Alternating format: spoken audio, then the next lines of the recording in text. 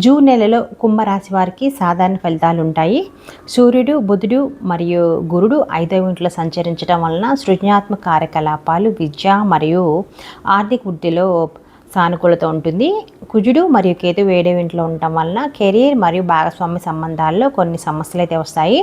శని 2వ ఇంట్లో ఉండటం వలన ఆర్థిక విషయాల్లో జాగ్రత్త అవసరం. మరియు రాహు 1వ ఇంట్లో ఉండటం వలన వ్యక్తిగత జీవితంలో ఊహించని మార్పులు వస్తాయి. మీరు ఈ నెలలో స్థిరమైన ప్రణాళికతో ముందుకు సాగాలి. వృత్తిపరంగా మరియు కెరీర్ పరంగా చూసుకుంటే కొన్ని సవాళ్ళు అయితే ఉంటాయి.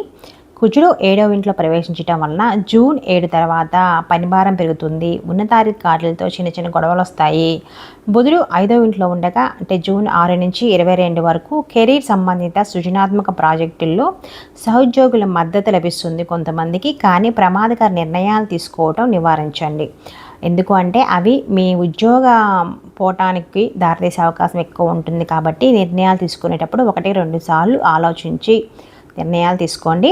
సూర్యుడు 5వ ఇంట్లో ప్రవేశించడం వలన జూన్ 15 తర్వాత కెరీర్లో సృజనాత్మక అవకాశాలు లభిస్తాయి.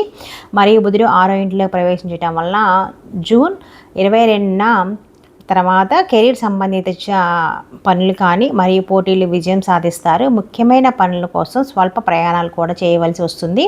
ఉద్యోగ మార్పు కోసం ప్రయత్నిస్తున్న వారు వచ్చే నెల వరకు వేచి ఉండటం మంచిది. ఎందుకంటే ఈ నెలలో ఆలస్యాలు అవుతాయి మరియు కొన్ని అడ్డంకులు వచ్చే అవకాశం ఉంది. కాబట్టి ఓపికతో ఈ నెల మొత్తం ఉండండి. ఇక ఆర్థిక పరిస్థితి గురించి తెలుసుకుందాము. ఆర్థిక పరిస్థితి మిశ్రమంగా ఉంటుంది. గురుడు 5వ ఇంట్లో ఉండడం వలన ఆదాయ వనరులు స్థిరంగా ఉంటాయి మరియు సృజనాత్మక కార్యకలాపాల ద్వారా ఆర్థిక లాభాలు అయితే వస్తాయి. అయితే శని 2వ ఇంట్లో ఉండటం వలన ఆర్థికమైన ఖర్చులు ఉంటాయి. ముఖ్యంగా కుటుంబ ఆరోగ్య సమస్యల కోసం మీరు ఎక్కువ డబ్బు ఖర్చు పెడతారు. రాహు 1వ ఇంట్లో ఉండటం వలన ఆర్థిక నిర్ణయాల్లో ఊహించని మార్పు వస్తుంది. కాబట్టి పెట్టుబడులు లేదా పెద్ద కొనుగోలు నివారించుకోండి. శుక్రుడు 5వ ఇంట్లో ప్రవేశించడం వలన జూన్ 29 తర్వాత నెల చివరిలో ఆర్థిక స్థితి కొంచెం బాగుందని అనిపిస్తుంది అనమాట. ఖర్చులు నియంత్రించడం ద్వారా మీ ఒత్తిడిని తగ్గించుకోవచ్చు బాగా. మరియు గత పెట్టుబడుల నుండి స్వల్ప లాభాలు వచ్చే అవకాశం కూడా ఉంటుంది. ఆర్థిక ప్రణాళిక చాలా అవసరం మీకు. కుటుంబ జీవితం గురించి తెలుసుకుందాము. కుటుంబ జీవితం అనేది కొంచెం కఠినంగా ఉంటుందన్నమాట ఈ నెలలో.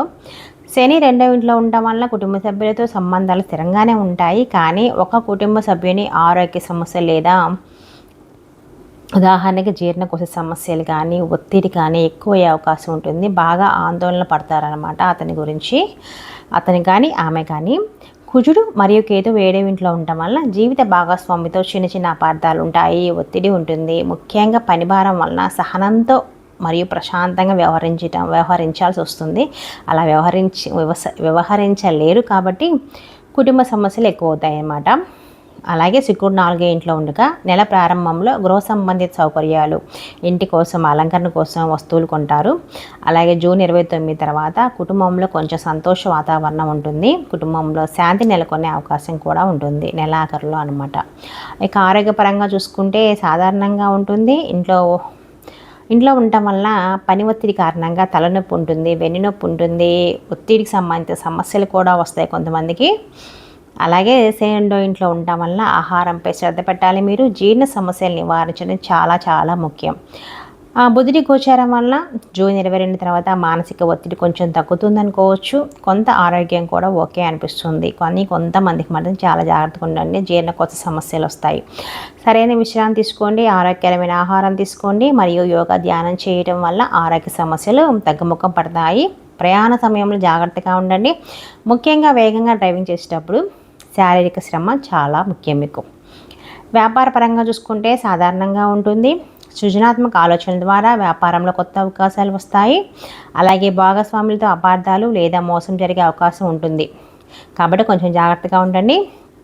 అలాగే వ్యాపార సంబంధిత గృహ ఆధారిత కార్యక్రమాలు మెరుగుపడే అవకాశం కూడా ఉంటుంది.